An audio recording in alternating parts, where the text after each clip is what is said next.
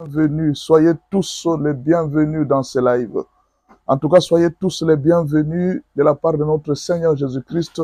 Nous vous bénissons, nous vous bénissons, nous vous bénissons. Je salue tout le monde. Je suis déjà à 1000 j'aime. Je suis déjà à 1000 j'aime. Je salue tout le monde. Je vais commencer par la première personne. Qui a été la première personne aujourd'hui entrée dans ce live? Nzambe Ndemutu. Voilà. Sois les bienvenus. Merci beaucoup. Il a été la première personne. Sekaye Christophe, bonjour. Bintou Kaba, bonjour. Kachunga, je te salue. Héritier Mbouyou, bonjour. Qui d'autre je n'ai pas salué là? Qui d'autre je n'ai pas salué? Dora Kalonji, bonjour. Didja, je te salue. Mouteba Pascalin, bonjour. Qui d'autre? Continuez à aimer s'il vous plaît. Céleste Louboya, je te salue. Au nom de Jésus-Christ de Nazareth. Je salue Céleste Louboya. Je salue encore qui je n'ai pas encore salué. Est-ce qu'il y a quelqu'un que je n'ai pas salué ce matin? Qui d'autre n'a pas été encore salué jusque-là? Ingénieur Sam, bonjour. Catherine Mokou, bonjour. Sharon, bonjour. Je salue encore qui? Jacques Marron, je te salue. Moses, bonjour. Arsène Bis, bonjour. Qui d'autre? Je viens de sauter quelqu'un. Twin Mother, je te salue. La mère des jumeaux, je te salue. De Souza Paulo, je te salue.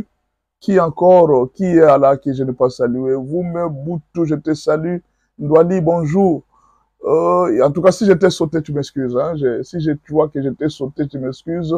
Je cours derrière le temps. Nous avons déjà perdu beaucoup de minutes. Nous sommes déjà à 1800 j'aime. En tout cas, je dois commencer. Aujourd'hui, nous allons parler de l'adoration. Une adoration complète. Les dimensions de l'adoration. C'est chaque jeudi que nous parlerons de l'adoration. C'est chaque jeudi en tout cas. Chaque jeudi, nous vous parlerons de l'adoration. Chaque jeudi, nous vous parlerons de l'adoration. Une adoration complète.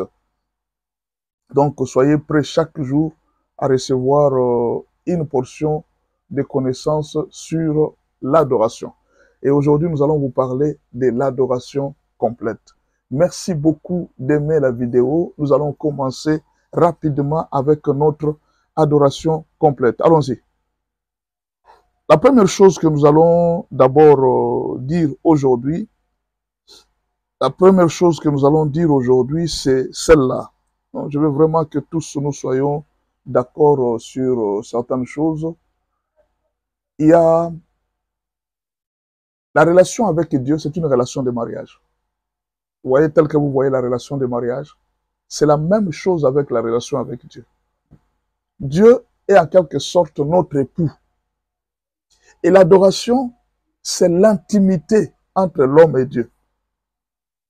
Dieu, c'est notre époux. Mais l'adoration symbolise l'intimité entre l'homme et Dieu. C'est ça l'adoration. Si vous comprenez comme ça, c'est tout. Maintenant, il y a un problème. Quand vous commencez à faire l'intimité avec un homme sans amour, vous faites l'intimité avec une femme sans l'aimer, on appelle ça la prostitution. On appelle ça la débauche, l'impudicité. Quand vous faites les relations, l'intimité avec une personne qui n'est pas officiellement votre épouse, on appelle ça l'adultère. L'idolâtrie, c'est tu es une femme engagée, mais tu es en train de vivre avec un autre homme. C'est ça l'idolâtrie sur le plan spirituel. C'est pourquoi Dieu disait, vous êtes en train de vous prostituer devant toutes les divinités. Vous devez faire un effort chaque jour de respecter les principes de l'intimité avec Dieu. Et aujourd'hui, on va parler de l'adoration. Est-ce que tu peux me partager ce live? Et on parle de l'impact de l'adoration. Je dis impact. Quand on vous parle de l'adoration, il y a beaucoup de gens qui pensent que c'est un jeu. L'adoration, c'est toute une vie. L'adoration, c'est toute une vie. L'adoration, ce n'est pas un jeu. C'est toute une vie. Et vous devez le savoir aujourd'hui. L'adoration, c'est une vie. Ce n'est pas des mots qu'on prononce, qu'on lance ça et là. Non, j'ai adoré le Seigneur. C'est pas seulement ça. Ça, c'est une partie de l'adoration. L'adoration, c'est une vie. C'est une vie, l'adoration. Excusez-moi, je suis en train de calibrer les côtés où se trouve une belle image. Voilà. Peut-être ce côté-là, ça peut aller. Je cherche une bonne qualité d'image. Voyons ça. Si on augmentait un peu la lumière, voilà. Bon, là, je pense que ça va un peu. D'accord, comme ça, on peut aller. On y va alors. Les sons. Est-ce que quelqu'un me dit que le son n'est pas bon? Essayez un peu de vérifier si le son n'est pas bon. Attendez que je vérifie si c'est connecté. Le son, le son. Quelqu'un me dit que le son est bon? Est-ce que le son sort bien? Assurez-moi si le son est bon. Est-ce que vous me captez à travers... Si le son n'est pas bon, ça risque d'être un problème. Je serai obligé de... Est-ce que le son est bon? Est-ce que vous me captez? Quelqu'un peut me rassurer si le son est bon? Voilà, merci beaucoup. Je pense que le son est bon. D'accord, on va commencer. L'adoration est prise. Il y a deux bruits. Aïe, aïe, aïe, aïe. Bon. D'accord, supportez ces bruits parce que ce sont les bruits de ventilateur. Comme il n'y a pas de clim ici, on est obligé de faire avec. Vous allez supporter juste ces bruits. Bon, supportez. Alors, on va commencer. L'adoration est prise ici, comme les actes et paroles qu'on exprime pour démontrer notre amour envers Dieu. Au fait, l'objectif de l'adoration, c'est de montrer comment vous aimez Dieu. C'est ça l'adoration. L'adoration, c'est l'expression de l'amour d'un humain envers Dieu. L'adoration, c'est l'expression de l'amour d'un humain envers Dieu. C'est ça l'adoration. Au fait, le verbe adorer veut dire aimer d'une manière exceptionnelle, aimer d'une manière exagérée. J'adore ça. J'adore ce goût. C'est-à-dire, vous aimez ça d'une manière, la plus grande manière d'aimer. L'adoration, c'est l'amour excessif. Il y a une image qui n'est pas bonne. C'est quelle image? Il y a aussi une image qui n'est pas très bonne. Est-ce qu'on peut changer d'image? Aïe. Je pense que la fois prochaine, je ferai un effort d'être dans un studio. Voilà. Bon, on va faire avec. Hein? Supportez parce que si on coupe là, ça reste de vous. Supportez ça un peu, s'il vous plaît. Alors, qu'est-ce qu'on va faire? L'adoration, ne prenez pas l'adoration pour je vais à l'église, je loue Dieu. Non. Aujourd'hui, on va parler des dimensions de l'adoration. Vous allez comprendre dans quelle dimension moi je dois commencer à adorer le Seigneur. Et vous devez changer votre façon de considérer Dieu. Oh, j'aime Dieu. Non. Jésus a même dit aux disciples, c'est lui qui veut dire qu'il m'aime. Non, je t'aime, Seigneur, je t'aime. Il dit, je veux connaître dans ce que tu es en train de faire. L'amour, ce n'est pas une problème de parole. Un homme peut te dire, je t'aime, je t'aime, je t'aime. Il est en train de chercher un objectif. C'est-à-dire, on peut exprimer parfois l'amour pour atteindre un objectif. Il y a des gens qui expriment l'amour juste pour atteindre un objectif. Il a besoin d'atteindre un objectif. Mais alors, il est en train de chercher l'amour. Vous comprenez? Et Dieu connaît lire nos intentions. Il sait ceux qui s'approchent devant lui parce qu'il l'aime et ceux qui s'approchent devant lui et qui ne l'aiment pas. Dieu sait. Ce n'est pas Dieu qu'on peut tromper. Nous pouvons nous tromper nous-mêmes, mais on ne peut pas tromper Dieu. Dieu sait les gens. Vous voyez, quand nous venons à l'église là, Dieu connaît nos intentions, nous tous. Bien alors, le souci de cet enseignement, c'est quoi? Je veux que tu changes tes intentions quand tu t'approches de Dieu. Tu dois changer des intentions. Tu ne dois pas te comporter comme quelqu'un qui est venu chercher Dieu par intérêt. Imaginez que tu es riche, un homme riche. Tu cherches une femme à épouser. Mais tu remarques que toutes les femmes, ils ne t'aiment qu'à cause de ton argent. Voilà pourquoi certains riches se sont mis dans des conditions très difficiles, dans des conditions précaires, pour que la personne n'aime pas la richesse, mais que la personne puisse aimer la personne. Il y a des gens qui s'approchent des gens, ils t'approchent tout simplement parce qu'ils veulent avoir un intérêt vis-à-vis de toi. Et ce n'est pas de l'amour sincère. C'est ça quand nous venons à l'église. Tu dois prouver à Dieu que tu l'aimes, ou bien tu es venu pour un intérêt. Non, ne vous en faites pas, Dieu connaît. Il sait ceux qui l'aiment et ceux qui sont venus par intérêt. L'adoration, c'est l'expression de l'amour. Jésus pose un problème. Il dit, vous ne pouvez pas servir 2 maîtres à la fois. Alors, les gens se sont dit, mais quel maître nous avons encore?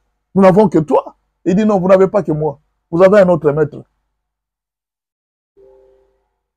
Vous avez un autre maître. Mais c'est qui ce maître? Il dit, mais vous servez Mammon. Mammon, c'est le dieu de l'argent. En fait, Mammon, c'est l'argent.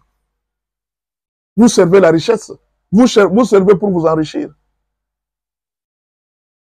Il y a plusieurs personnes qui viennent à l'église. Ils sont en train de servir Dieu pour l'argent, pour les biens de ce monde. Non, Dieu ne veut pas ça. L'adoration, ce n'est pas ça. Ça, c'est la prostitution. Ça, c'est l'idolâtrie. L'église est constituée de beaucoup d'idolâtres. Les amoureux des biens matériels, mais qui utilisent Dieu pour les avoir. L'apôtre Paul a même parlé de gens qui servent Dieu à cause du ventre. Leur Dieu, c'est le ventre.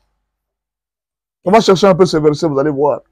Ça, c'est l'apôtre Paul qui dit. Il dit que leur Dieu, c'est le ventre. Je vais vous épargner de ces histoires-là. Je veux que vous puissiez quitter ces histoires-là. Vous ne pouvez pas commencer à servir Dieu à cause de biens matériels, à cause d'une protection.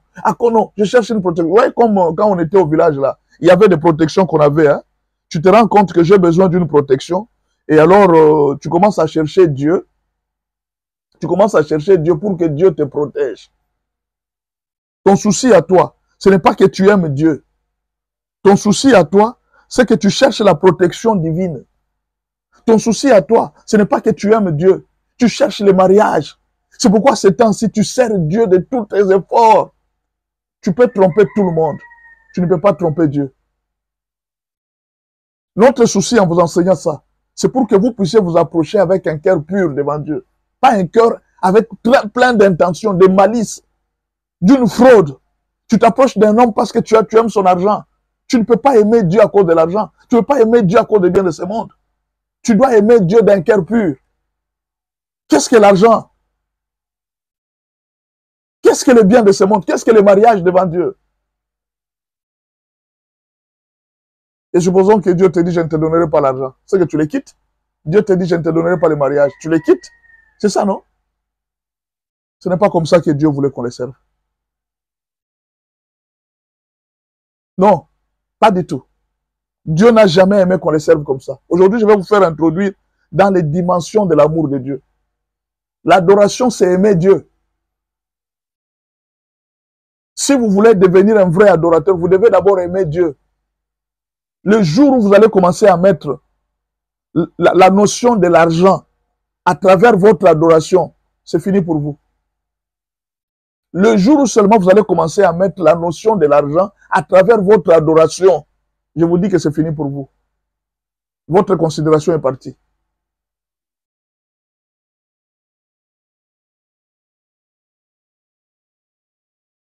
Le jour où vous allez seulement commencer à aller à l'église pour chercher la protection, c'est fini pour vous.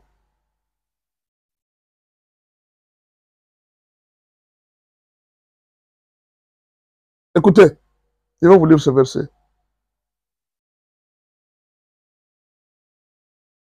Prenez Philippiens 3, verset 19. Philippiens 3, verset 19. Écoutez ce que Dieu dit. Philippiens 3, verset 19. Écoutez ce que Dieu dit. Dieu dit ceci. Leur fin sera la perdition. Ils ont pour Dieu leur ventre. Ils mettent leur gloire dans ce qui fait leur honte. Ils ne pensent qu'aux choses de la terre. Vous pensez que vous pouvez tromper Dieu? Vous ne pensez qu'aux choses de la terre. Leur Dieu, c'est leur ventre. Ils ne travaillent que pour leur ventre. Mais notre cité à nous est dans les cieux, d'où nous attendons aussi, comme sauveur, le Seigneur Jésus-Christ, qui transformera le corps de notre humiliation en la rendant semblable au corps de gloire, par le pouvoir qu'il a de sa signature, toutes choses. C'est lui que nous sommes en train de servir. Il habite les cieux. Sa résidence est dans les cieux. C'est là qu'il est. Mais il y a des gens qui servent Dieu à cause de leur ventre.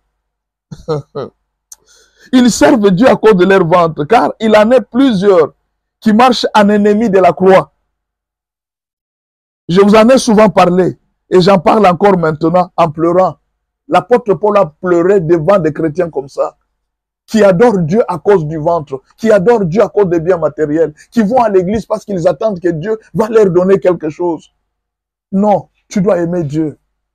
Mon frère, le sacrifice que Dieu a fait à la croix est très grand. L'adoration, c'est l'amour. Au fait, là où on connaît les vrais adorateurs, c'est quand on voit l'amour qu'ils expriment devant Dieu. Et l'amour, il y a plusieurs façons d'exprimer. Dis-moi un peu, quand tu payes les études de tes enfants, tu t'attends à quoi? Tu attends que tes enfants fassent quoi? Tu les aimes, c'est tout. C'est par amour que tu aides tes enfants.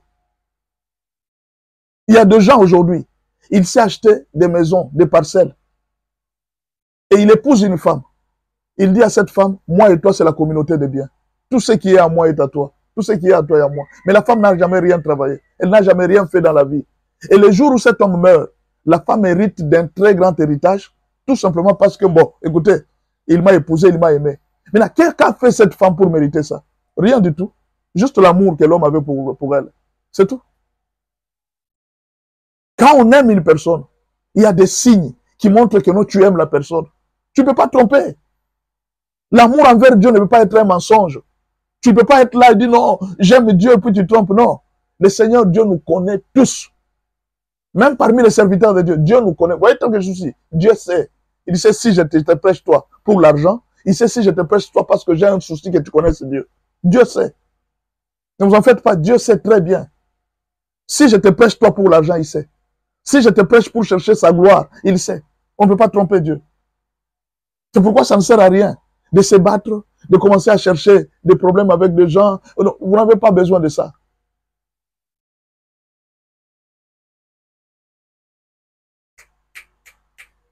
Vous n'avez pas besoin de ça.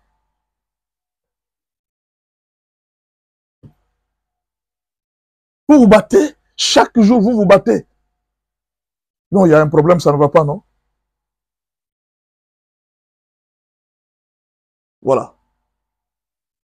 Voilà, l'image maintenant est très bonne parce que il y a une lumière que j'ai oublié d'allumer. Voilà pourquoi j'avais des problèmes pour la qualité de l'image. J'avais oublié d'allumer une lumière principale dans les lives. Voilà, là vous allez voir que l'image a un peu changé. C'était à cause de l'obscurité. Est-ce que vous comprenez? Faites attention avec votre présence dans la présence de Dieu. C'est un conseil que je vous donne. Vous devez changer votre considération quand vous allez dans la maison de Dieu. Ne vous comportez pas de n'importe quelle manière. Dieu, on ne le trompe pas. Je vous dis la vérité, Dieu, on ne le trompe pas.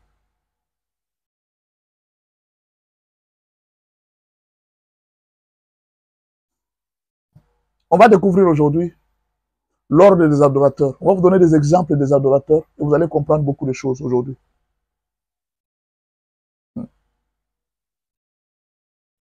Leur Dieu, c'est le ventre. Imaginez que quelqu'un a fait du ventre son Dieu. Il est à la recherche de l'argent, mais il utilise le nom de Dieu. Mais mon frère, va travailler. Oh, va chercher du travail. N'utilise pas Dieu pour gagner l'argent. Et Dieu connaît nos intentions. Ça, c'est l'apôtre Paul qui dit. Leur fin sera la perdition. Ils ont pour Dieu leur ventre. L'apôtre Paul s'adressait aux chrétiens de Philippe.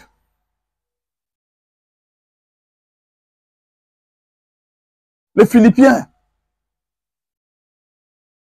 Il a remarqué qu'un groupe de gens est venu à l'église. Ces gens n'étaient qu'à la recherche de l'argent.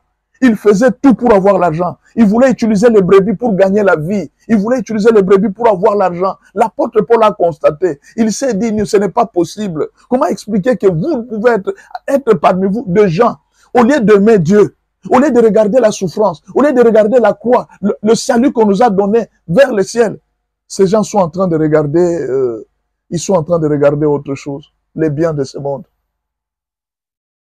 Tu ne peux pas servir Dieu et maman. L'adoration, c'est la preuve que tu aimes Dieu. L'adoration, c'est la preuve que tu aimes Dieu. C'est le test qui nous montre que nous aimons Dieu. C'est-à-dire, je vais te donner un conseil à partir d'aujourd'hui. Chaque fois que tu vas Ne va pas adorer, ne va pas parler. Montre que tu aimes Dieu. Pose un acte d'amour envers Dieu. Pose un acte de reconnaissance envers Dieu. C'est ça qui fait la valeur d'une adoration. Tu penses que quand je donne 1 million, c'est-à-dire que tu aimes Dieu? Non. On peut donner Dieu. Il y a des gens qui vont à l'église. Il a l'argent. Il a 1000 $. Il ne donne pas. Mais quand l'orateur commence à dire, celui qui a 1000 $, il peut donner pour Dieu. Là, il regarde les gens, il n'y a personne. Ah, aujourd'hui, il n'y a personne. Finalement, il sort les 1000 $. Pour que le monde voie qu'il a l'argent. Pour que le monde sente que c'est lui. Ce n'est pas ça, aimer Dieu. Vous ne pouvez pas donner pour qu'on vous voie. Vous devez donner parce que vous aimez Dieu. Vous ne pouvez pas servir Dieu pour que les gens sachent que vous servez Dieu. Vous devez servir Dieu parce que vous l'aimez. Mon frère, la notion seulement d'aimer Dieu, c'est ce qui différencie deux sortes de chrétiens. On doit aimer Dieu. Nous devons nous dépouiller de l'amour du monde. Nous devons nous dépouiller de l'amour de l'argent quand nous approchons de Dieu. C'est la clé de l'adoration. Si vous ne savez pas vous dépouiller de l'amour du monde, vous ne deviendrez jamais un adorateur. La Bible dit, car voici le temps vient où les vrais adorateurs adoreront le Père en esprit et en vérité. Oh, donc il y avait aussi des adorateurs du ventre. Est-ce que vous saviez qu'il y avait des adorateurs du ventre? Ne soyez pas cet adorateur du ventre. Je répète, ne soyez pas un adorateur du ventre. Soyez un adorateur de Dieu. Soyez l'adorateur de Dieu. Ne soyez pas un adorateur de l'argent. Soyez l'adorateur de Dieu. Je dis ceci, ne soyez pas un adorateur d'argent. Soyez un adorateur de Dieu. Que le bien de ce monde ne vous influence pas.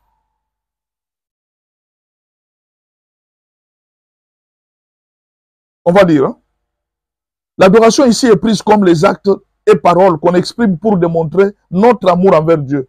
L'amour envers Dieu est le plus grand commandement. Et nous devons tout faire pour démontrer à Dieu que nous l'aimons. Car c'est le plus grand commandement. On a posé la question à Dieu. De tous les commandements qui existent dans la Bible, dans les Écritures, quel est le plus grand des grands commandements? Écoutez la réponse du Seigneur Jésus. Tu aimeras ton Dieu de tout ton cœur, de toute ton âme et de toute ta force. C'est le plus grand commandement. Ah, c'est fini. Oui. Un deuxième. Tu aimeras ton prochain comme toi-même. Tout celui qui fait ça, c'est fini. Donc, écoutez, vous voyez tout ce temps que vous passez là, on chasse les démons, on chasse ceci, nous sommes dans ça, tout ça. Le résumé de la Bible se trouve dans deux commandements. Tu aimeras Dieu de tout ton cœur et toute ton âme. Tu aimeras ton prochain comme toi-même. C'est fini. C'est-à-dire, les chrétiens n'ont que deux devoirs sur la terre. Aimer Dieu de tout son cœur et de toute son âme et aimer son prochain comme soi-même. C'est le résumé de toute la Bible. Vous voyez tous les versets de la Bible. Si vous avez raté d'étudier la Bible, si vous avez déjà raté de pratiquer toute la Bible, il y a deux versets seulement qu'on vous donne de pratiquer. Le résumé de toute la Bible. Quel est le résumé de la Bible? Si aujourd'hui on te pose la question, donnez-moi le résumé de la Bible. La Bible est résumée en deux commandements. Tu aimeras l'Éternel ton Dieu de tout ton cœur, de toute ton âme et de toute ta force. Deuxième commandement, tu aimeras ton prochain comme toi-même. J'ai résumé la Bible. Allez avec vos doctrines là-bas. Allez là-bas. C'est Jésus qui dit. Il dit, voici le résumé de la Bible. Tu aimeras l'Éternel ton Dieu de tout ton cœur, de toute ton âme. Mais alors, qu'est-ce que nous devons faire? Prouver maintenant à Dieu que nous l'aimons. La crainte, sans l'amour envers Dieu, n'a pas de valeur. Le service chrétien, sans l'amour envers Dieu, n'a pas de valeur. L'offrande, sans l'amour envers Dieu, n'a pas de valeur. Si tu sers Dieu et que tu as de la haine dans le cœur envers les gens, ça n'a pas de valeur. Dieu n'agrée pas. Non, dis-moi, qu'est-ce que tu fais? Qu'est-ce que tu fais? Tu viens à l'église faire quoi? Tu as des rancunes avec des gens. Dans les quartiers, tu ne te parles pas. Deux, tu es là seulement pour prier. Quand tu pries, c'est pour chercher l'argent. Maintenant, qu'est-ce que tu fais à l'église? Va rester à la maison, mon frère. Le résumé de la Bible, c'est dans les deux commandements. C'est dans ce commandement que nous trouvons le résumé de toute la Bible. Faites attention. Maintenant, on va voir. Hein? Allez voir, hein? Voyez avec moi.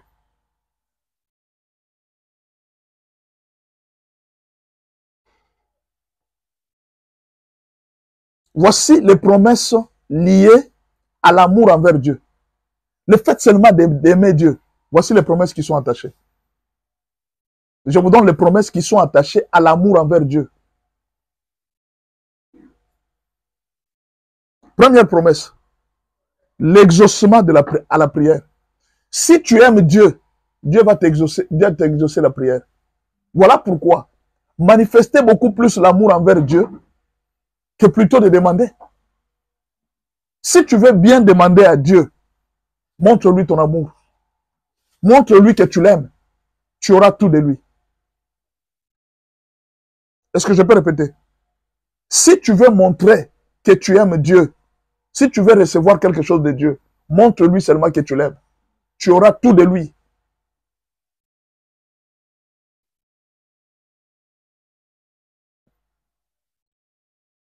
On va lire ça. Psaume 91, verset 14. Psaume 91, verset 14. Prenez ce verset, écrivez-le. Regardez ce qui arrive à ceux qui aiment Dieu.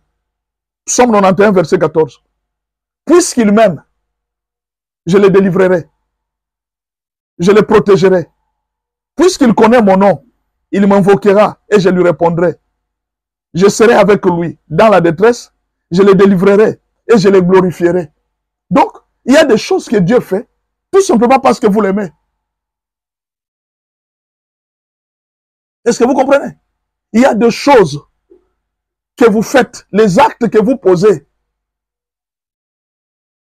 C'est tout. Dieu vous bénit. Regardez les promesses. La protection, la délivrance, la réponse aux prières, la présence de Dieu dans la détresse, la glorification. Il va te glorifier. La longue vie et la vie éternelle. Toutes ces promesses, pourquoi? Pour une personne qui aime Dieu. Montrez seulement à Dieu que vous l'aimez. Il y a des gens qui viennent à l'église parce qu'il a peur. Tu viens à l'église parce que tu as peur. Tu as peur de démons, tu as peur de mourir, tu as peur. C'est ça qui te pousse à aller à l'église. N'allez pas à l'église par peur. Allez à l'église parce que vous aimez Dieu. Ne chantez pas pour Dieu parce que vous avez peur de démons. Allez chanter pour Dieu parce que vous l'aimez. Ne fouillez pas l'impudicité parce que vous avez peur du sida. Fouillez l'impudicité parce que vous aimez Dieu. Ne craignez pas l'infidélité parce que non, ça va faire mal à ma femme. Non, craignez d'abord l'infidélité parce que vous aimez Dieu. Toute motivation de votre obéissance doit être l'amour envers Dieu.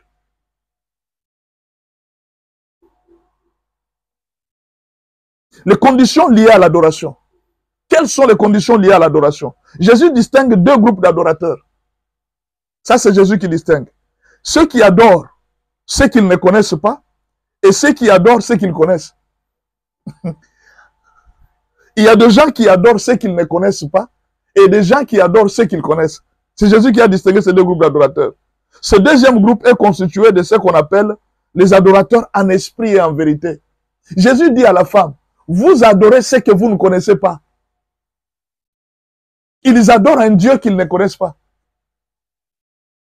Pour adorer Dieu, ça demande que vous ayez une connaissance de Dieu. Tant que vous ne connaissez pas Dieu, vous ne saurez pas l'adorer. Pour adorer Dieu, ça demande que vous ayez une connaissance parfaite de Dieu. Mais tant que vous ne savez pas l'adorer, vous ne savez pas avoir la connaissance. Jean 4, verset 22 à 23. Vous adorez ce que vous ne connaissez pas. Il y a des gens qui adorent un Dieu qu'ils ne connaissent pas. Pour adorer vraiment Dieu, il faut le connaître. Ne vous trompez pas, chrétiens. Il y a plusieurs personnes qui partent à l'église qui n'ont jamais adoré Dieu. Parce qu'on ne leur a pas montré comment adorer Dieu. L'adoration ne commence pas par les paroles, l'adoration commence par l'amour. Bien sûr, il y a des mariages qui se sont faits sur base de paroles. Il y a des mariages qui se sont faits sur base d'intérêt. Mais il y a aussi des mariages qui se sont faits sur base du vrai amour. La relation avec Dieu, ce n'est pas une relation de robots, de l'armée, où on doit obéir. C'est la relation d'amour. J'obéis parce que je t'aime. La plus grande condition pour adorer Dieu est de le connaître. Si vous ne connaissez pas Dieu, vous ne pouvez pas l'adorer. Alors nous allons aller étudier les vrais adorateurs. Comment sont les vrais adorateurs? Parce que Jésus a distingué. Si Jésus dit les vrais adorateurs, c'est qu'il y a des faux. N'est-ce pas? Apparemment, Zambende Moutoua cessé de tapoter l'écran. Il faut tapoter l'écran, il faut aimer la vidéo. Je veux qu'on arrive même à 20 000 jeunes. Quelle est la caractéristique des vrais adorateurs? Écoutez, s'il y a des faux adorateurs, il y a aussi des vrais. S'il y a des vrais adorateurs, il y a aussi des faux. Mais c'est Jésus qui dit. Il dit, les vrais adorateurs, ils connaissent celui qu'ils adorent. Mais les faux adorateurs ne connaissent pas celui qu'ils adorent. L'heure vient, et c'est maintenant l'heure, où les vrais adorateurs. Donc, s'il dit des vrais adorateurs, c'est qu'il y a des faux adorateurs. Maintenant, moi, je te pose la question. Tu es un vrai ou bien un faux adorateur? Et comment tu vas connaître si je suis un vrai ou bien un faux? Alors, je te donne les critères pour connaître si moi, tel que j'adore Dieu, je suis un vrai ou bien je suis un faux adorateur. Non, ça n'a rien à faire avec la vie chrétienne. Tu peux être chrétien, mais tu n'es pas un vrai adorateur. Parce que quand l'apôtre Paul dit, l'ère Dieu se levante, c'était aux chrétiens qui s'adressaient. Ils auront une mauvaise fin. Nous avons été infiltrés par plusieurs personnes qui sont parmi nous, mais qui ne sont pas les nôtres. Et tous ces gens, on les appelle des chrétiens. Qui suis-je pour juger quelqu'un? Tout le monde s'appelle chrétien. Tout le monde va à l'église s'appelle chrétien. Mais fais attention. Tu ne vas pas pour montrer aux gens que tu es chrétien. Tu vas d'abord pour plaire à Dieu. Chaque fois que tu as cette intention d'aller pour montrer aux gens que tu es chrétien, tu risques de souffrir. Mais je veux que tu ailles à l'église, pas pour prouver aux gens que tu es chrétien. Je veux que tu ailles à l'église parce que tu aimes Dieu. Vous savez, quand tu as un fiancé et que depuis un certain moment, tu l'appelles, non, quand tu as une fiancée, depuis un certain moment, tu l'appelles, elle ne répond pas. Tu l'appelles, elle ne répond pas. Mais un jour, tu lui écris un message, elle dit, mais j'ai un cadeau pour toi. Tu ne peux pas venir. Là, elle prend le téléphone, elle répond. Oui, tu as dit quoi? Que je vienne? Parce qu'elle a entendu, j'ai un cadeau pour toi. Je te pose la question. Tu es un homme. Est-ce que cette femme t'aime? Le jour où tu n'as pas de cadeau, elle ne répond pas au téléphone. Le jour où elle a l'argent, elle ne répond pas au téléphone.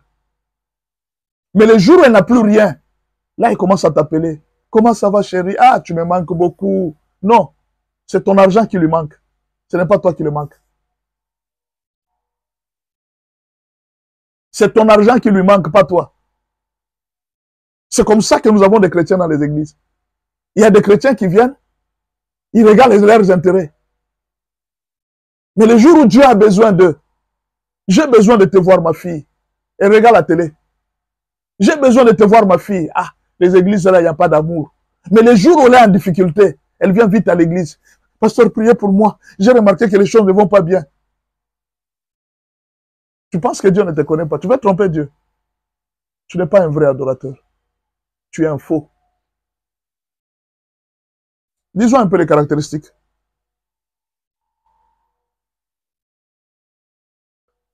Première caractéristique de faux adorateurs. Non. Ici, on nous a donné la caractéristique des vrais adorateurs.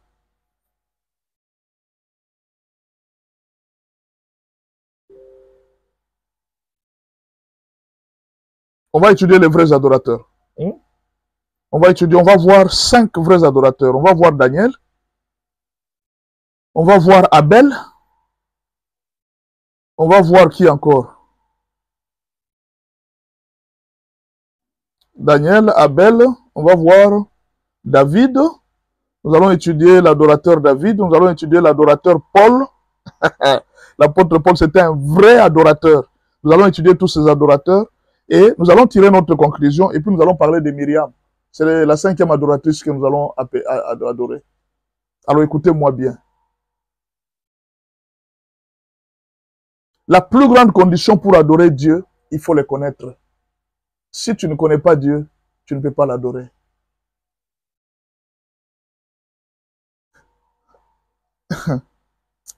J'ai beaucoup de choses à dire. Jésus a distingué deux adorateurs. Alors, si vous ne connaissez pas Dieu, vous ne pouvez pas l'adorer.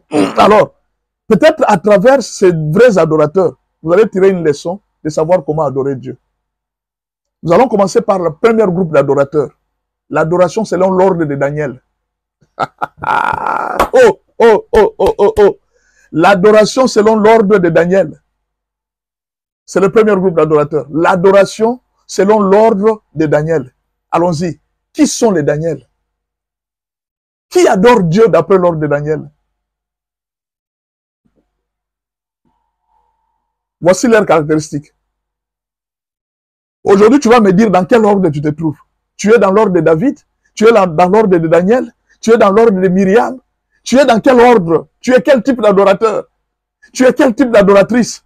Commençons par l'adoration selon l'ordre de Daniel. Est-ce que tu peux me partager ce live à quelqu'un? Surtout si tu as un chantre. Celui qui chante beaucoup pour Dieu. Amène-le ici. Dis-lui, papa, viens un peu suivre ça ici. Ça peut t'aider à changer ta façon d'adorer Dieu.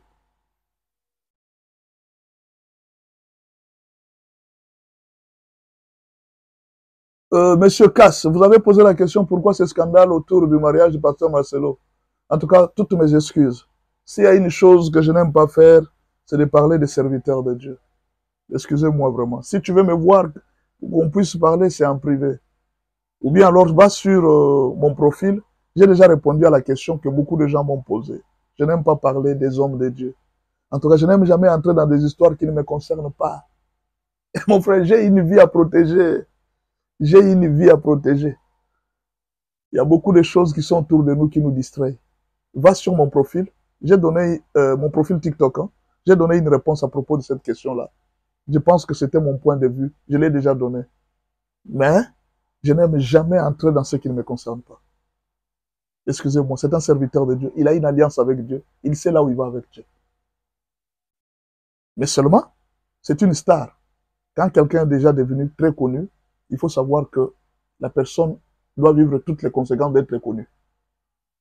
Alors, quand tu es déjà une star, ce sont les conséquences d'être star. On s'affuse de tous côtés. C'est tout, c'est comme ça. Regardez même toutes les stars du monde.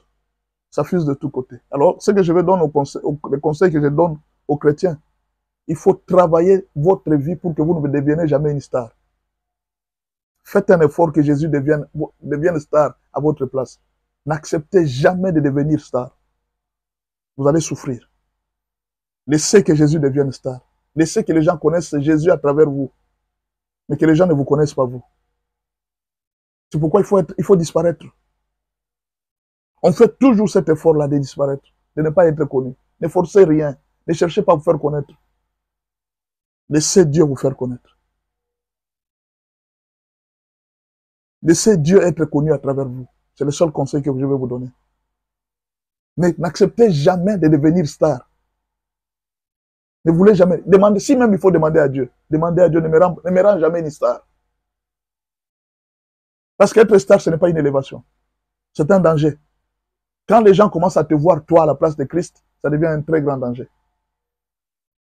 Quand les gens commencent à te voir, toi, un super homme, ça devient un danger. Restez tel que vous êtes et que Christ soit élevé. Jean-Baptiste était très grand et c'est Jésus qui a témoigné. Il a dit, il n'y a jamais eu un homme qui soit comme lui. J'ai trop de respect pour les hommes de Dieu et je ne veux pas entrer dans leur dossier. Mais un conseil que je vous donne, faites un effort. Demandez même à Dieu de ne jamais vous rendre star. Que Jésus devienne star à votre place. Vous n'aurez pas de problème avec les gens. Mais quand vous devenez trop star, c'est grave. Vous allez souffrir. N'apparaissez pas. Laissez Jésus apparaître. C'est un conseil que je donne à tous les serviteurs de Dieu. N'apparaissez jamais. Laissez Jésus apparaître à votre place. Que Dieu vous bénisse. Merci beaucoup, mon frère Cass. Avec tout le respect que je vous dois. Alors, on continue. Première caractéristique des adorateurs de l'ordre de Daniel. le refus de se conformer au siècle présent à cause de l'amour qu'on a pour Dieu. Daniel 1, verset 8. Le refus de se conformer au siècle présent. Une personne refuse de se conformer au siècle présent à cause de l'amour qu'il a pour Dieu. Il y a tous les avantages. Vous trouvez dans une entreprise, tout le monde corrompt. Vous trouvez dans une cité, tout le monde vit dans l'impudicité. Parmi vos amis, tout le monde a une copine dehors, une maîtresse. Vous vous dites, je ne me conforme pas à votre vie. Je suivrai les chemins de Dieu. Mais attention, ça peut être très dangereux. Les gens peuvent se moquer de vous. Les gens peuvent même vous tuer. Imaginez vous arrivez où tout le monde accepte la corruption. Mais vous arrivez avec un principe, je ne veux pas de corruption. Est-ce que ces gens vont vous aimer? Ils peuvent même vous tuer. C'est ce qui est arrivé à Daniel. Mais vous refusez de vous conformer au siècle présent. Je refuse de marcher comme tout le monde. L'ordre de Daniel. Deuxième caractéristique, Daniel 1,8. Daniel résolut de ne pas s'essuyer par les mains du roi et par les vins dont le roi buvait. Et il pria les chefs des eunuques de ne pas l'obliger à s'essuyer. Un adorateur de l'ordre de Daniel marche seul avec son Dieu, là où tout le monde a pris le sens contraire. Rappelez-vous de ce que Jésus a dit. Qu'est-ce que Jésus nous a dit? Il dit, faites attention. Il y a deux voies. Il y a une voie étroite que beaucoup de gens n'empruntent pas. Et puis, il y a une voie spacieuse que tout le monde emprunte. Un adorateur emprunte la voie étroite, celle que tout le monde n'aime pas, les chemins que tout le monde n'aime pas suivre. Dans ce chemin, peut-être il y a des serpents. Dans ce chemin, peut-être il y a des caca. Dans ce chemin, il y a des mouches. Il y a des pourritures dans ce chemin. Le chemin est très périlleux et très dangereux. Mais c'est ce chemin-là qu'un adorateur prend. Et là, alors que tout le monde l'appelle, toi tu ne comprends pas, tu es fou. Est-ce que c'est le chemin que tu dois suivre? L'adorateur choisit un autre chemin. Il dit, moi j'ai choisi celui-là. Daniel a choisi un chemin périlleux, un chemin dangereux. Mais c'est celui-là qu'il a choisi. Peu importe ce que vous allez me dire. On vous donne la nourriture. Il dit, je ne mange pas. On vous donne le vin, je ne bois pas. On vous donne ça, je ne prends pas. Moi je suis chrétien, hein? Je prends un peu d'alcool. Moi je suis chrétien, après tout c'est ma vie. Je me tape un peu de copines par-ci, par-là. Adorateur de l'ordre de Daniel, ça ne marche pas. Adorateur de l'ordre de Daniel, ça ne marche pas. Pas de compromis. Oh, je dis pas de compromis.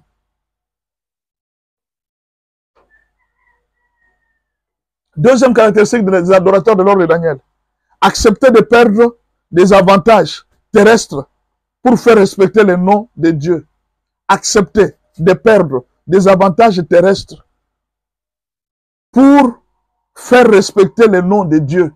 Vous acceptez de perdre les avantages de ce monde pour faire respecter le nom de Dieu. C'est-à-dire, vous trouvez Dieu qui a plus de valeur que votre travail, que vos enfants, que votre famille, que tous les avantages que vous avez dans ce monde. Imaginez, vous arrivez quelque part, on vous dit une chose, il dit ici.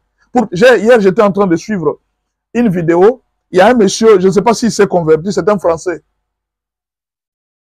Il dit ceci, il dit dans l'armée française, c'est un monsieur qui a dit, il dit dans l'armée française, aujourd'hui, à l'heure actuelle, pour occuper les postes de général, j'ai suivi ça sur les réseaux sociaux, pour occuper les postes de général, il faut entrer dans la franc-maçonnerie. C'est ce qu'il a dit. Maintenant, imaginez, vous êtes chrétien. Lui, il dit, moi je suis catholique. Je ne peux pas entrer dans ces histoires. Je ne peux pas servir 2 maîtres à la fois. Il dit, je suis chrétien catholique. Je ne peux pas servir 2 maîtres à la fois. Et alors, tu n'auras pas ce poste de général dans cette armée française, quelle que soit ta compétence. J'accepte de perdre les avantages de ce monde, pourvu que je gagne Dieu.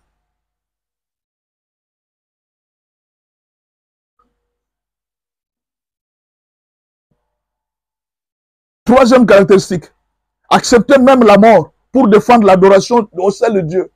Les martyrs, tu acceptes qu'on te tue à cause de Dieu. Ça, c'est l'ordre de Daniel. Hein? Je ne sais pas si on est déjà arrivé à cet ordre-là.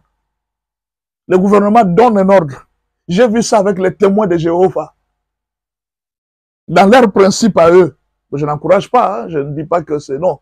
J'ai vu seulement leur principe à eux. Ils ont dit, nous ne pouvons pas nous arrêter devant l'hymne national. Ils ont été arrêtés. Arrêtés, mes frères. L'hymne national chez nous, quand on élève les drapeaux, tout le monde se met debout. Ces gens ont été arrêtés. Ils ont accepté les arrestations. Il y a des pays où on ne parle pas de Dieu. On vous tue, mon frère. Il y a des gens qui ont dit, j'ai déjà choisi Dieu. S'il faut me tuer, tuez-moi. Ça, c'est l'ordre de Daniel. Il a accepté de mourir. à cause de Dieu. Sommes-nous arrivés à cette dimension-là? Aujourd'hui, il y a des gens parce qu'il n'a pas une maison, il n'a pas un véhicule. On vient lui proposer, il dit, tu vois, si tu entres dans des loges, tu auras une voiture. Pour une voiture, une voiture. Pour une petite maison, une petite maison. Tu vas renier Dieu. Une femme a 45 ans ou bien 44 ans. Elle se dit, bon, tu vois, comme tu ne mets pas au monde, va seulement, on te donne un enfant et puis tu pars. Pour un enfant, tu veux renier Dieu.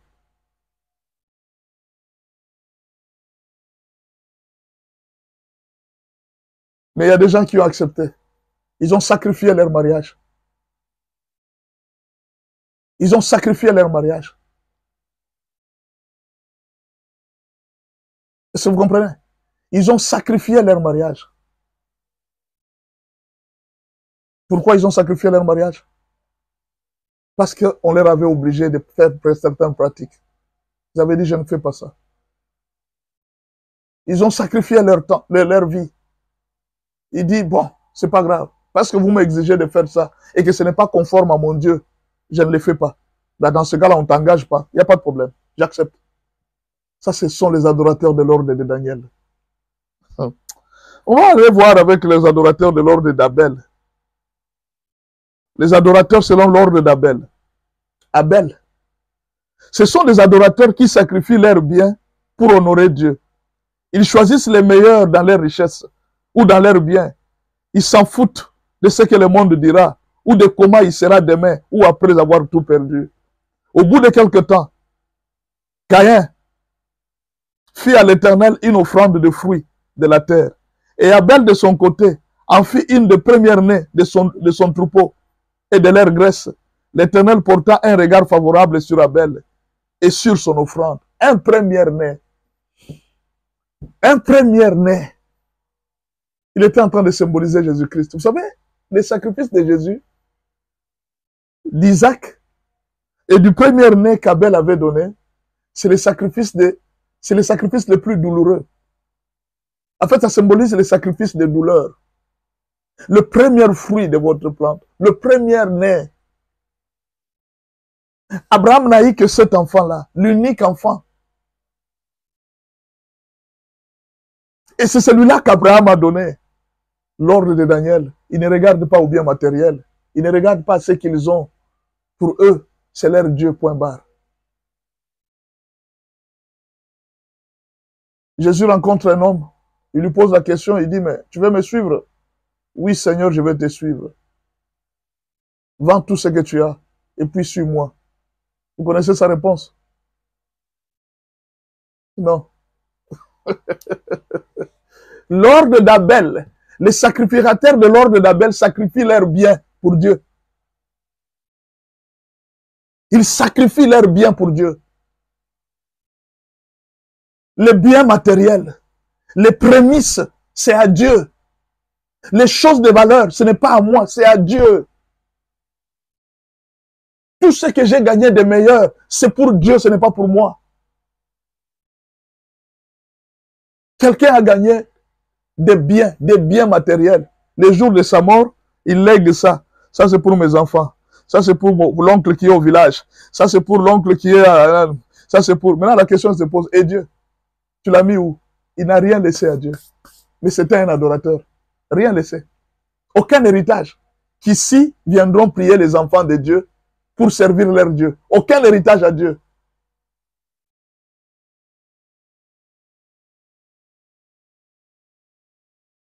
Caïn fut très irrité. Mais il ne porta pas un regard favorable sur Caïn et sur son offrande. Caïn fut très irrité et son visage fut abattu. De ce nombre, nous ajoutons Abraham, qui donna le meilleur de lui-même pour accueillir Dieu et pour adorer en donnant Isaac. Il y a un homme riche qu'on appelle Joseph d'Arimathée. Lui aussi est dans cet ordre des adorateurs. On ne le voyait pas à l'église. On ne le voyait pas avec Jésus. Non, on ne le voyait pas avec Jésus. On ne le voyait pas avec Jésus. Mais un jour, pendant que Jésus est mort, monsieur accepte de donner son tombeau. Vous savez ce que veut dire un tombeau? Là où on va m'enterrer en tant qu'un dignitaire. Il accepte de céder ça Il dit, allez enterrer le Seigneur. Au fait, quand on donne un tombeau, c'était pour toujours. C'était pour toujours. Quand on donne un tombeau, c'est pour toujours. C'est-à-dire, toi, tu n'entreras plus dans ce tombeau-là. C'est fini. Et vous savez quoi?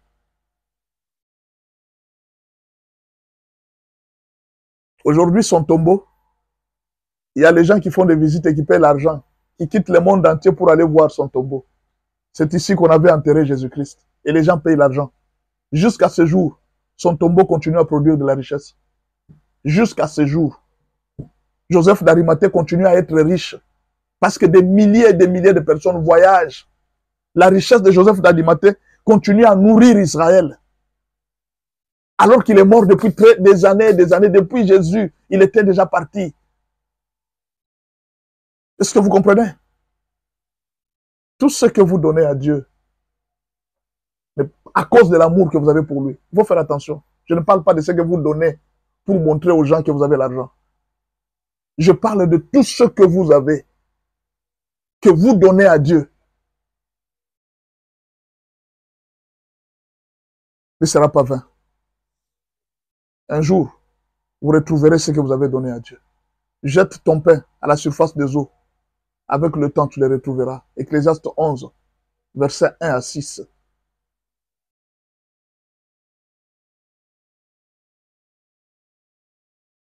Troisième catégorie d'adorateurs. Les adorateurs seront l'ordre de David. Les adorateurs seront l'ordre de David. Ce sont des adorateurs. Ce sont des adorateurs qui sont des poètes et des chanteurs, des musiciens, et qui expriment leur amour par des cantiques ou des chants de louanges. Dieu attend un nombre évalué au nombre des sables ou des étoiles du ciel. Dieu demande chaque jour un cantique nouveau pour sa gloire, une fête en son honneur, des concerts pour sa gloire. Nous devons faire quelque chose de grand pour notre Dieu, afin que son nom soit célébré dans toutes les générations. Parfois, je me pose la question. Tu es chantre chrétien. Tu es chantre chrétien. Tu te contentes? Bon, écoutez. Dieu t'a donné 50 000 chansons. Toi, tu te contentes d'attendre qu'une chanson sorte dans un album pour qu'on puisse dire que c'est une chanson. Non.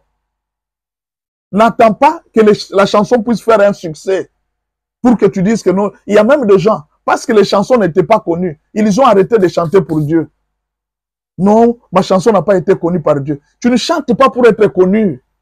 Tu ne chantes pas pour gagner l'argent. Tu chantes pour l'Éternel, ton Dieu. Voilà pourquoi je demande à tout celui qui a des cantiques, fais entrer ça dans les studios. Mettez ça en ligne. Mettez ça sur les réseaux sociaux. Peut-être que tes cantiques ne sont pas pour cette génération. Ce sont des cantiques qui seront chantés dans des générations futures. Toi, tu ne comprends pas. Au lieu de continuer à composer et à laisser, à composer et à laisser, continue à enregistrer des chansons. Tes chansons à toi ne seront pas chantées dans notre génération. Ce sont des chansons qui seront chantées dans une génération où il y aura une très grande crise dans le monde. Toi, tu ne comprends pas. Tu as cessé de composer. Tu as cessé de chanter. Toi, tu crois qu'un cantique inspiré peut rester comme ça. Même si ça ne sert pas cette génération. Ça va servir la génération prochaine. Tu as combien de chansons? Il y a des gens qui ont 500 chansons, mais il n'a sorti que 2 albums. Et puis il s'arrête. Et les autres chansons, qui va les chanter? À partir d'aujourd'hui, avec cette technologie que nous avons, prends une chaîne YouTube. Prends même ta caméra. Aujourd'hui, on peut enregistrer même avec des caméras, des téléphones. Prends ton téléphone. Va dans un Wi-Fi illimité. N'est-ce pas? Cherche un Wi-Fi illimité quelque part. Tu encaisses. Mets ça sur ton YouTube. Toutes les chansons que tu as.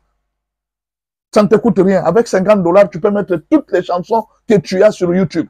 Avec 100 $, tu peux mettre toutes les chansons que tu as sur YouTube. Peut-être que toi, tu es en train de penser que les chansons que je compose, ce sont des chansons pour ma génération. Non. Dieu ne t'a pas dit que le succès des chansons, ça sera de ton vivant. Non. D'ailleurs, quand je te pose, les jours où on va rencontrer David, les jours qu'on lui dira que tes chansons continuent à être chantées sur la terre, il sera surpris. Moi, mes chansons, eh bien oui. Mais ce sont des chansons que le monde entier a chantées. Elle dit, moi David, oui. Le psaume de David. Oh, le monde entier chante. David sera surpris. Et toi, tu penses que, si tu es compositeur, tu penses que Dieu, là, est en train d'attendre que toi, tu puisses connaître 50 albums. Dieu marche à ton rythme, à toi. Toi, Dieu, tu penses que Dieu t'a donné les chansons pour faire un succès, mais pour chanter pour lui. Chante seulement. Ça ne te regarde pas comment est-ce que la chanson... Il y a une fille qui vient de faire une chanson ici. Nana Kendewap. Nana Kendewap. Dans moins de temps, elle a fait 1 million de vues. Alors qu'il y a des grands artistes qui n'arrivent même pas à faire 100 000 vues avec leurs chansons. Dans moins de temps. Et quand j'ai suivi les paroles que la fille était en train de dire, elle a dit quelque part dans ses paroles, elle dit ceci. Les succès, c'est toi qui donnes les succès. Elle a dit ça à Dieu. Il dit, les succès, c'est toi qui donnes les succès. La santé, c'est toi qui donnes la santé. Ah bon? Et j'ai vu directement, la chanson a pris l'allure. Le monde entier parle de cette fille. Je pose la question, est-ce que cette fille avait besoin d'être connue? Elle cherchait même la renommée. Est-ce qu'elle avait même besoin de cette renommée? Est-ce qu'elle en a même besoin? A-t-elle chanté parce qu'elle voulait... On n'a pas vu un studio, hein, où il y a des caméras qui chantent. Non, c'était juste un téléphone simple qu'il a filmé et qui a publié. Et la chanson a pris plus d'1 million de vues dans moins d'1 mois. Tout le monde entier chante cette chanson. Est-ce que vous comprenez? Vous, votre problème, c'est quoi? Vous voulez seulement connaître un succès. Non, mes chansons ont cartonné. Mes chansons... Tu veux que ça cartonne pourquoi? Tu chantes pour... Est-ce que Dieu a besoin d'un carton? Ou bien Dieu a besoin qu'on l'écoute comment on chante? Tu connais le nombre de chansons que Dieu attend par jour? Tu connais combien de chansons Dieu mange par jour? Mais je te pose la question. Est-ce que tu connais le nombre de chansons que Dieu mange par jour? Et si je te disais que chaque jour, Dieu a besoin d'1 million de cantiques, ou bien du nombre de sables de cantiques, c'est ce que Dieu mange par jour comme chanson. C'est ce que Dieu consomme chaque jour. Maintenant, toi, tu as des chansons, tu les mets là, tu attends le succès. Tu n'as pas besoin d'un succès. Si tu ne sais pas, aujourd'hui, le monde a évolué. Toutes les chansons que tu as déjà chantées, commence à enregistrer ça, même par téléphone. Donc, laisse les mélodies. Demain, il y aura des écoles qui seront créées à cause de ces chansons que tu as aujourd'hui. Tu attends, non, je vais connaître les succès. J'attends qu'actuellement, je ne perce pas. Tu n'as pas besoin de percer. Adore Dieu. Ça sont les adorateurs de l'ordre de David. Ils ne s'inquiètent pas du lieu, de qui va écouter ça. Lui, il chante seulement. Comment David est entré dans la maison du roi? Il est entré comment? Ce sont des gens qui passaient par la route, qui l'ont vu chanter. Ces gens avaient des problèmes dans leurs nerfs. Quand ils arrivaient et qu'ils entendaient David chanter, leurs nerfs étaient partis. Ah! Ils ont suivi ça, ils ont dit, ah, mais c'est pas possible. Le jour où le roi avait besoin de quelqu'un, ces gens se sont rappelés. Ah, un jour j'avais des nerfs, David avait chanté, j'étais guéri. Ils ont proposé au roi. Il dit, roi, il y a un garçon, quand il chante, toutes les maladies des nerfs là, ça part. Il a cherché le succès. C'est vous qui cherchez le succès. C'est vous qui vous battez, qui mourrez pour le succès. Soyez de l'ordre de David, composez sans relâche.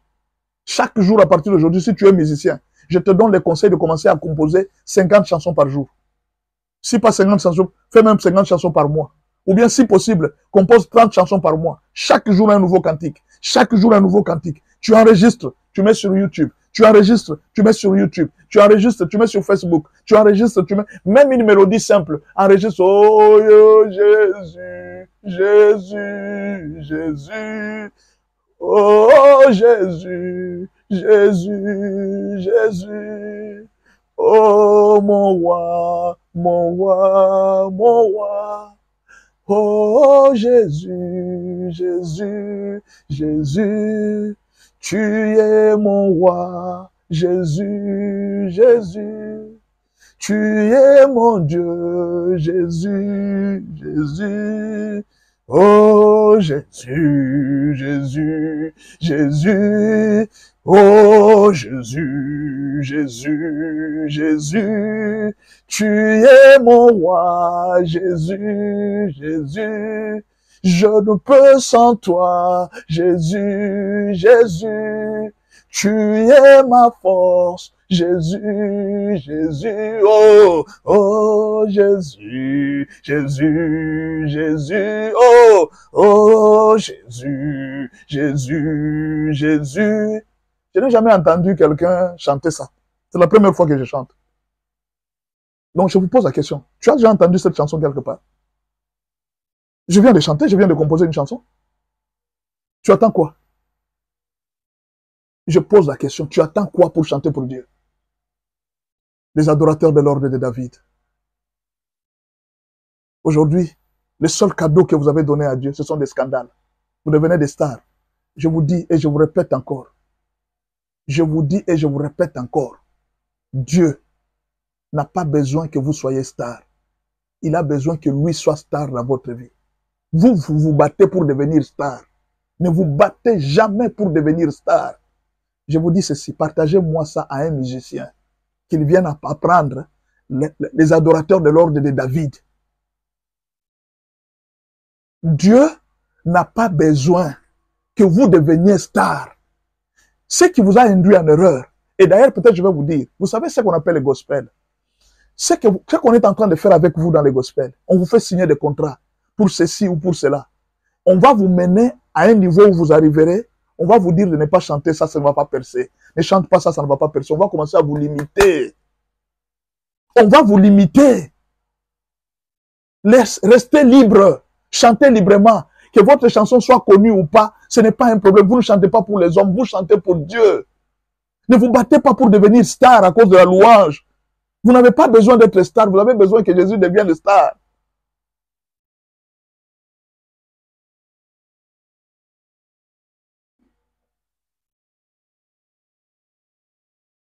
Ah. Je vais vite avec les adorateurs de l'ordre de Paul. Aïe. Ça là, les adorateurs de l'ordre de Paul. Si vous avez besoin de ces messages, c'est gratuit. Appelez-moi, dites-moi, pasteur, j'ai besoin de cet enseignement. La seule chose que nous vous demandons, pensez à soutenir l'œuvre de Dieu. On ne vous impose pas. Faites-le avec une conviction ferme.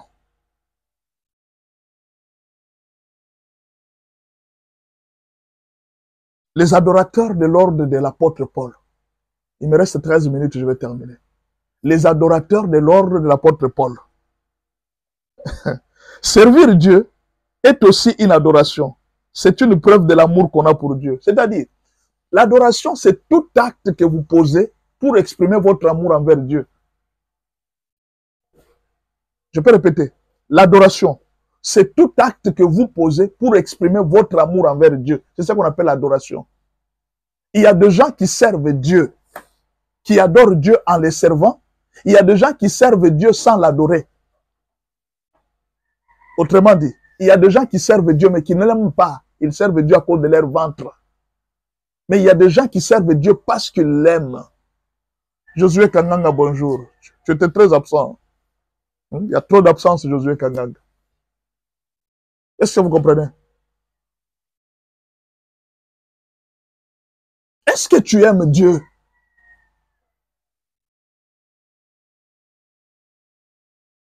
Il y a des moments où tu traverses des douleurs très profondes et tu sens une inspiration venir. Une inspiration monter. Écris. Enregistre. Kochola maekoya. Kofinga maekoya. Aïe, aïe, aïe, aïe, aïe. Kochola maekoya. Kofinga maekoya. Toko kende longom. Toko kumisa Yesu. Koloe. Solo yozali nzambe. Koloe. Solo yozali nzambe. Koloe. Solo yozali nzambe. Nambe nanga yambe. Mon frère, il y a des moments où vous avez la douleur. Vous sentez l'inspiration monter. Vous commencez à chanter. Vous commencez à prier. Il ne faut pas servir Dieu pour l'argent. Ne servez pas Dieu pour l'argent. Servez Dieu parce que vous l'aimez. L'argent viendra après. L'apôtre Paul aimait Dieu. Alors regardez. D'après Exode 23, verset 25, vous servirez l'Éternel votre Dieu Exode 23, verset 25. Vous servirez l'Éternel votre Dieu, il bénira votre pain et vos eaux, et j'éloignerai la maladie du milieu de toi. Il n'y aura dans ton pays ni femme qui avorte, ni femme stérile. Je remplirai le nombre de tes jours. Beaucoup de gens ne savent pas que servir Dieu, c'est adorer. Servir Dieu, c'est l'adorer. S'occuper des âmes, évangéliser, paître les brebis, c'est une adoration devant Dieu. Jean 21, verset 15. Jean 21, verset 15. Après qu'ils eurent mangé, Jésus dit à Simon, Pierre, Simon, fils de Jonas, m'aimes-tu plus que ne m'aiment ceux-ci? Est-ce que tu m'aimes? Il lui répondit, oui Seigneur, tu sais que je t'aime. Jésus lui dit, paie mes agneaux. Il lui dit une seconde fois, Simon, fils de Jonas, m'aimes-tu? Pierre lui répondit, oui Seigneur, tu sais que je t'aime. Jésus lui dit, paie mes agneaux. Tu aimes Dieu? Occupe-toi des agneaux. Occupe-toi des agneaux. Chacun de nous doit prouver son amour de Dieu en les servant de tout cœur. Mettez tous vos enfants comme des ouvriers du temple de Dieu. Servez l'Éternel avec crainte et tremblement. Le jour où l'apôtre Paul se met à chanter en prison, il y avait un tremblement de terre. Vous pouvez vous imaginer quelqu'un qui est en prison, quelqu'un qui est bloqué financièrement, quelqu'un qui est bloqué matériellement, quelqu'un qui est bloqué. Le mariage ne marche pas, les choses ne marchent pas, mais il se met à adorer, il se met à louer. Acte 4, verset 31. Quand la vie d'adoration rencontre la louange de nos lèvres, il y a explosion des miracles. Quand la vie d'adoration rencontre l'amour que nous avons pour Dieu et les mots qui sortent de nos bouches, c'est là que les miracles se font. Aujourd'hui, vous avez des petites difficultés, vous avez du mal à adorer le Seigneur, des petites difficultés, les cœurs pleins de soucis. Soucis de quoi? Soucis de quoi? Nazali na Yesu, nako bangelo kote. Ça sont mes compositions à moi. Nazali na Yesu, nako bangelo kote. Ngai nazali na Yesu, nako bangelo kote.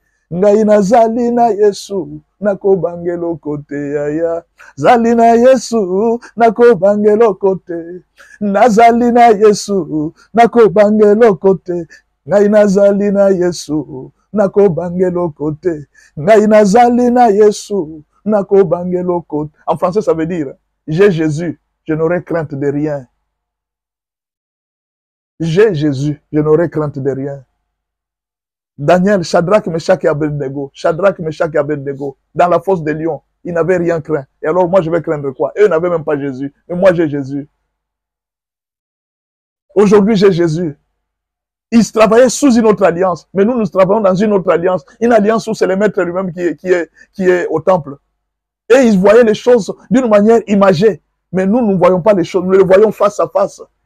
Nous avons ici le vrai temple. Et ils avaient un temple en bâtiment. Mais nous avons un temple homme. Et la tête de ce temple, c'est Jésus. Shadrach, Meshach, babangelo kote, ngana kobanga nini. Si eux ont eu peur, moi j'aurais peur de quoi? Alors, si vous êtes chanteur, à partir d'aujourd'hui, commencez à composer. Composez, mettez à côté des chansons. Mettez à côté des chansons. Composez, composez, composez, composez. Ne vous fatiguez pas. Dieu a besoin de...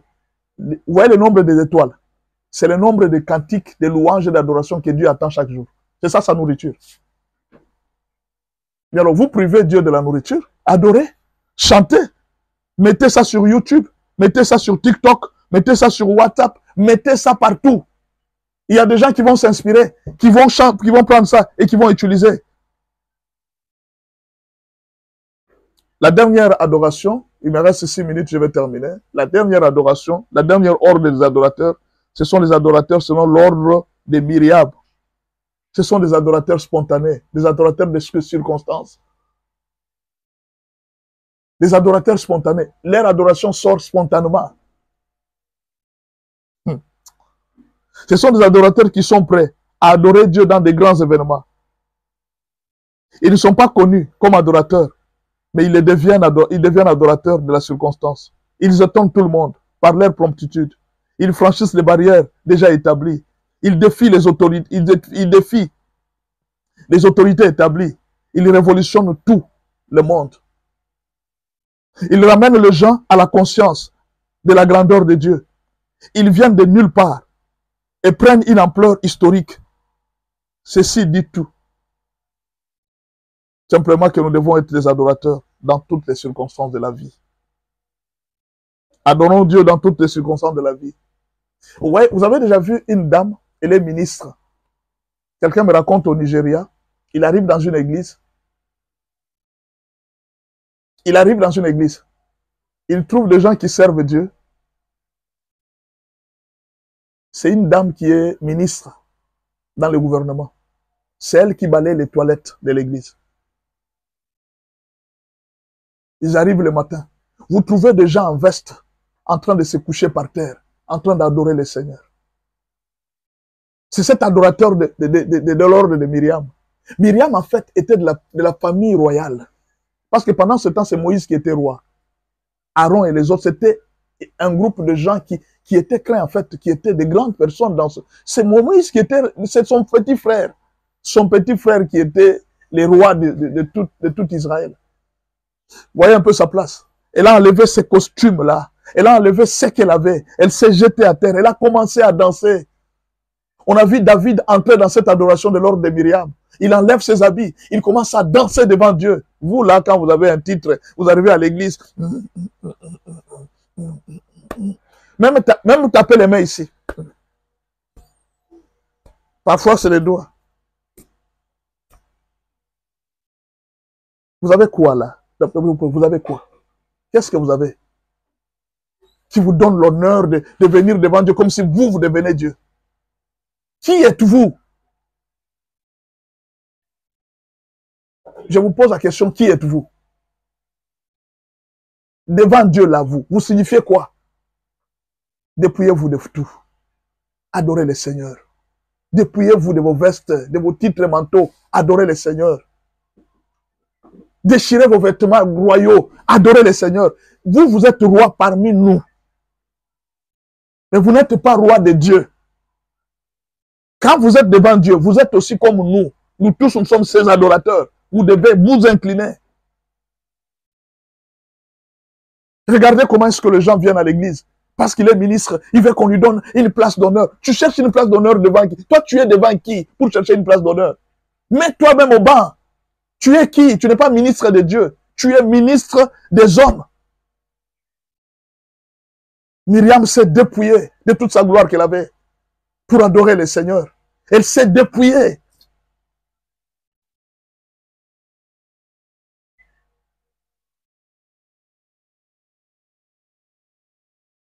Dieu reste Dieu. Nous sommes ses créatures. Nous sommes obligés de l'adorer. Dieu reste Dieu. Nous sommes ses créatures. Quand tu arrives là, non, je suis ministre. Écoutez, j'aime bien Billy Graham. C'est Billy Graham, hein?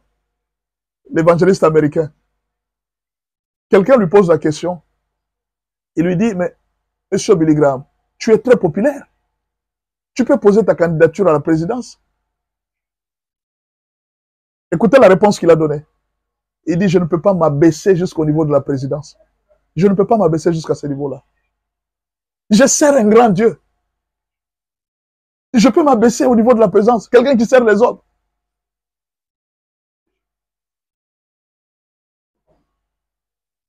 Tu n'es rien devant Dieu. Je ne suis rien devant Dieu. Myriam s'est dépouillée. David s'est dépouillé. Tous les rois de la terre, ils se sont dépouillés devant Dieu. Ils se sont inclinés. Aujourd'hui, parce que tu es star, tu entres dans l'église là, tu attends que tout le monde t'acclame. Un jour, j'ai vu un pasteur. J'ai changé directement la chaîne parce que je ne voulais pas pécher. Parce que ça m'a donné la colère.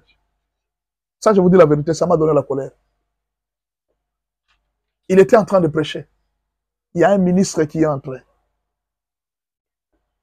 Il arrête la prédication. Il dit à l'église de se lever. Mettez-vous debout. Le ministre est arrivé. Le ministre est arrivé. L'homme de L'homme, il a commencé à louer les ministres. J'ai regardé, j'ai dit, Seigneur, pardonne-moi, je ne vais pas pécher. Mais au plus grand jamais, je suivrai encore ce pasteur.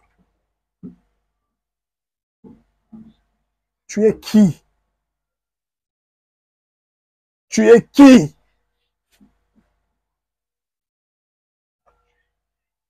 C'est fini pour aujourd'hui.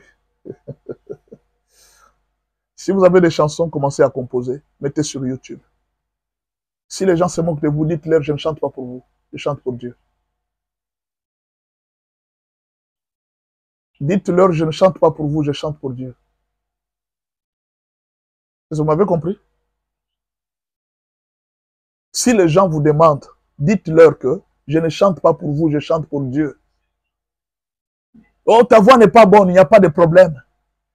Je ne chante pas pour vous, je chante pour Dieu.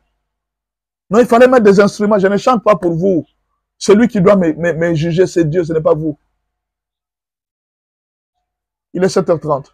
On doit s'arrêter. Chaque jeudi, il y a un enseignement sur l'adoration. Mais si vous avez besoin de cet enseignement, écrivez-moi ce numéro ici.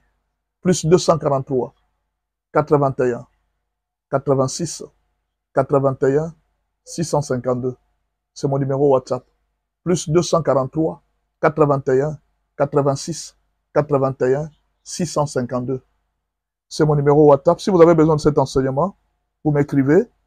Je vais voir aussi, pour les gens qui ont demandé l'audio, on va faire un effort de mettre l'audio sur YouTube. On mettra des audios comme ça sur YouTube. Comme ça, les gens vont commencer à suivre des enseignements. Ceux qui ratent sur TikTok, ils vont commencer à suivre sur YouTube. En attendant, portez-vous bien. Que mon Seigneur Dieu vous fasse du bien. Devenez de vrais adorateurs. Ne passez pas votre temps dans une distraction des biens de ce monde. Vous allez remarquer que je me bats beaucoup pour... Je ne veux pas entrer trop dans ces débats des biens de ce monde. Parce que je n'en ai pas toujours besoin pour que Dieu m'en donne. Parfois, Dieu me donne des choses dont je n'ai pas besoin. Mais tu me donnes ça pourquoi? Je n'en ai pas besoin, je suis bien, Seigneur. Il me donne. Je ne sais pas si quel jour j'ai demandé à Dieu quoi que ce soit. Je ne sais pas. Il me donne seulement. Il me donne, qu'est-ce que je vais faire?